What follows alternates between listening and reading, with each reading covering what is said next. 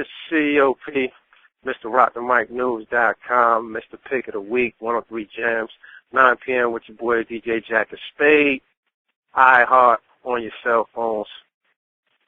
This is the Hot Topic phone review. I got on the line right now someone real special, man. I feel like he's definitely overlooked, man, underappreciated, man. On a production end, man, he slaughtered several beat battles, man. There's a lot of trophies in this man's house. On an artist end, he's definitely made some incredible records, collaborated with definitely some legends, man. Sounds like Vegas, man. I got Jon Vegas on the line. Jon Vegas, what's up, man? How we doing, man? How's everything? Everything is wonderful, man. Everything is wonderful, man. Before we get too deep, man, let these jokers know your resume on a production end, man. A lot of people don't know, even you working with the Hoffler boys. Let me get out the way. You let them know what you done, man. I've been part of the 757 music scene for quite some time now. I don't really speak a whole lot of myself, but the production end started out in rock. It kind of translated into production by chance. I won my first 4-track in the early 90s, and when the band couldn't practice, I could put my headphones on and still create, and that turned into a couple opportunities, and from there on, met a couple more people, and hard work, kept integrity to music, and then learning from the tapes when it became digital, everything else seemed to fall into place, and it's just in my blood, it's in my veins. I breathe this music. Absolutely, man. You got chairman on the board bubbling right now, man. Tell the people a little bit about that and that singer you got out, man, with Kenny Ray, man. The chairman of the boards is it's a masterpiece. It's not necessarily something that people are gonna maybe swarm to just because of the hot singles or the gimmicks and such like that. It's more of a record that's timeless. I put a lot of work into it and crafting it on the production. It's basically organic, right? Yeah, you could say that. It's definitely I'm real proud of it, man. I'm real proud of it. I took my time with it. I didn't want to rush it, and I think it shows. Absolutely. Now let's you've been behind the boards for a minute, and there's been recently a battle of sorts. I don't necessarily want to call it a beef. We don't never promote that. Battle of sorts. You know what I'm saying? Track for track, Shane Dollar threw a little song record out there towards the Jolley Brothers. They threw one back at them. You've been behind the boards of both of the artists. Let us know how you basically feel about the situation, man. And both parties sound like it can be resolved. How do you think it'll be resolved? Yeah, I think so. I met Matt and Chris, the Jolley Brothers, when they were about 14. I was actually the first guy to really get in and work with them and develop them. And first got to really produce them when they were about 14, 15 years old. So they're more like brothers, younger brothers and family. I've seen them grow. I've seen them progress. And, I think that when it comes down to a drive and what they're doing and the lane that they're choosing, I think it's imperative that people understand that it just didn't happen overnight. I think that, when it comes to the integrity of music and people evolve, people find their own lane, if you will, and I respect that. I think that they've taken a lot of advice from a lot of people, and what stuck with them is stuck with them, and I've always stood behind them. A lot of their stuff, they always call me for advice, and whether it's production, I gave them the first bit of a recording, taught me how to engineer and produce, and I'm real proud of them, man. I'm real proud of the movement. And as far as Shane too, man. I've been working with Shane for, I don't know, just about around the same time. He was from South Suffolk. They used to run a little DJ's music down there, and his manager at the time, a guy named Billy, reached out to me and they wanted to get some studio time, and we did Shane's first record, and I think both of them are real good artists, man. I think that both of them are very driven. I think that Shane in particular, he's a go-getter. It feels like his back's against the wall with a lot of things, and I think he's a good man. Like outside the records, I think he's a good dude. He's one of the funniest guys. Where do you think this whole situation came from? It's hard to say. In your opinion? In my opinion, it's really hard to say because I think that, they're both, obviously both of them have worked together before. Both of them have got a little history together, like whether it be on records or recording, and this area is, it's not hard to find somebody else one way or another, and I think at the end of the day, the old saying was, I see you at the top. So, I mean, it's both for people to have opinions and views and certain things that they don't like, but that don't necessarily mean that it's got to be a beef or something personal against it.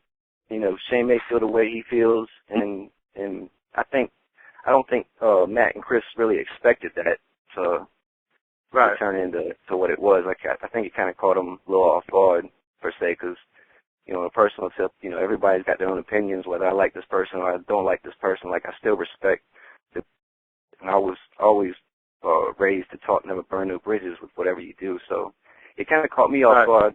I still respect both the artists. I still work with both the artists. I stayed neutral throughout the thing again because once you start taking sides, you start pointing this, and the next thing you know, you're opening yourself up for all kinds of negativity. And I've always felt that negativity breeds negativity. So I always try to be, take the higher road with a lot of things and see things from the outside opposed to like taking them personal. And, just like with anything, everybody's got their different views. Everybody's look at things different. And, as far as the beef or the diss, that kind of stuff is hip hop. It's been there from the grain, but, I don't think Matt and Chris necessarily did anything to, provoke it, if you will. Gosh. Do you think, have you spoken to either party after the situation?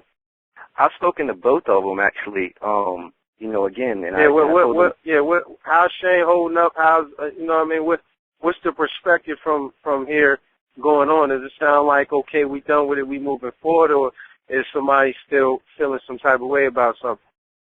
Yeah, the day before it, I actually spoke with Shane, and actually the day of it that it dropped, Shane had hit me up, and same thing with Chris and Matt. And I've spoken with both of them. I haven't talked to Shane since the last record that the Jollies released. I haven't heard from him or been in contact with him, but I did talk to Matt yesterday for a good 45 minutes and just chopping it up and trying to see where their head is and making sure that it just stays on records, man, because I think, again, you're taking opinions and you're tossing them out there, and everybody's gonna feel like, if somebody pushes, you're gonna push back. It's just the law of the land, if you will. But I don't think it's gonna and from my perspective as a man as well as a producer, I think that there can be a resolution to things. Now, whether it resolves into possible business things in the future, I'm not sure. But as far as like being able to, let that be what it is and move on from it, there's a lot of people on both camps that know each other. So I mean, you're going to run into somebody, and there's people that in both camps that I personally, feel like are friends and family. And I don't think it was I think if I could have stepped in and done something to prevent, it taking it to that next level, then I will. I feel like it's not necessary for me to step in and say, hey, look, it's enough on either camp, because again, I personally think Shane it was just on a record, and I personally think that the rebuttal was, on the record, and I think that, both of them as businesses and moving forward with it, I think they'll both be successful with what they do. I hope it doesn't burn bridges in between neither one of the camps, because, both of them are obviously artists who are real passionate about their music, and right. you know, that says a lot. Says a lot. It shows in their integrity, and obviously for them to feel a certain way to bring it up to one another. So I think it is somewhat. I mean, you got to respect somebody regardless. If you're going to throw this out there, you got to kind of have a respect for somebody just to even throw that out there, because it's obviously making you feel a very bold move. yeah, absolutely. Yeah. And that, you know, every choice has a consequence too. So I mean, you know, good absolutely. or bad, I think that you know, so long as it can be peacefully moved out and we can continue to support the music, the artists, the movements coming out of 757, I think at the end of the day, that's the bigger picture, and that's what I'd like to see. I really hate for it to get into a personal situation where it starts, you know, starts a city against one another, man. Because you know, we're from Suffolk, and Suffolk's the biggest city in Virginia, and there's a lot of square footage around here, and a lot of great artists coming out this area, and they rep the 757 and Suffolk real hard. So I really I really hope it doesn't cause any kind of tension in between that, and that's why I really kind of stayed out of it, because I really didn't feel like it got to that point. And as an ambassador or producer or whatever you want to call it, you know, just want to make sure that the integrity always stays there. Because I mean, if you get a room full of people and sometimes they don't argue, something's wrong anyway. Somebody's lying anyway. So I mean, if somebody needs to get that off their chest and such, then I feel like that's due. But let's just keep it for what it is, and don't take it. Don't take it to a level that's not necessary, because it's really, it's really not going to benefit anybody in the long run like that. So, absolutely. Well, look, man, I'm glad you ended that on a positive note, man. Let the people know what you got going on, man, because I know you definitely got some work in with them Hopla boys out there. What you got going on? What you got coming up? Oh man, I got all kinds of stuff. Right now, we're still heavy on this Champion of the Boys album. You know, we got it on the iTunes. We got the album's real solid. 16 tracks on it. I got the VA legend Notch Raw featured on the record. I got him spit 'em. I got the production on him. I got Kenny Ray on the single. You know, of course, DJ Stress, my partner with Tracksmith Music Group. I got Stress. Yeah, man. Big shout out to Stress, man. Real humble dude. I got DMP on the record.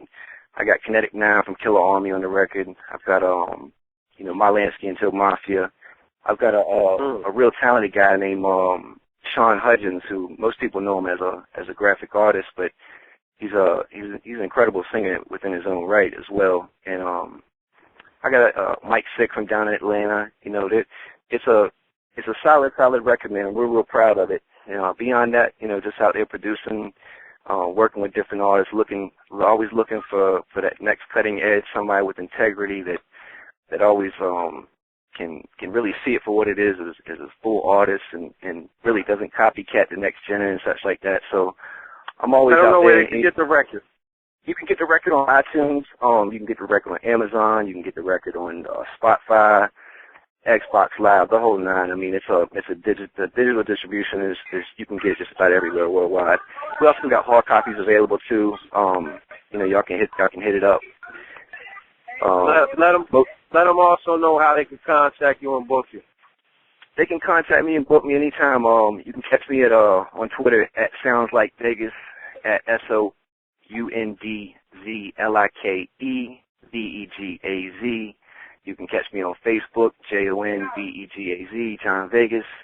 Or you can just ask around. I'm sure somebody around here's got my contact. They can put you in the right position, and we can work. Just make sure that, you know, business is business, and integrity is integrity, and just stay focused with your craft. And anybody that's out there that's being inspired, or anybody that's trying to look for, you know, whether it be advice or engineering, or whether it be the marketing side of it, we can definitely put you in the right positions, from everything from understanding your copyrights to understanding, you know, the bylaws of being able to publish your music and such like that. So I've been real blessed to have opportunities, man, and I feel like if I don't pass the torch, whether it be information or whether it be reaching out and just a conversation with people, you know, we ain't no different from nobody else. So that's the kind of legacy and the type of people that I am, and I want to make sure that's manifested through, you know, hard work, determination, and whatever it may be in your life, man, because It is hard out here being in this from this, but there's definitely opportunities if you work hard enough and you manifest it within your craft. Nothing comes to you overnight, and I just got a lot of respect for the whole area out here, man. I'm humbled to be a part of it, man. Absolutely, man. Well, Jon Vegas, we appreciate your time, man. Everybody stay tuned in to RTM man. Google Jon Vegas, man. Get download all the music and definitely support this brother, man. I've known him for a long time, and he's definitely passionate about his craft. Jon Vegas, we appreciate your time, bro. No doubt. Y'all stay blessed now. You too. No doubt.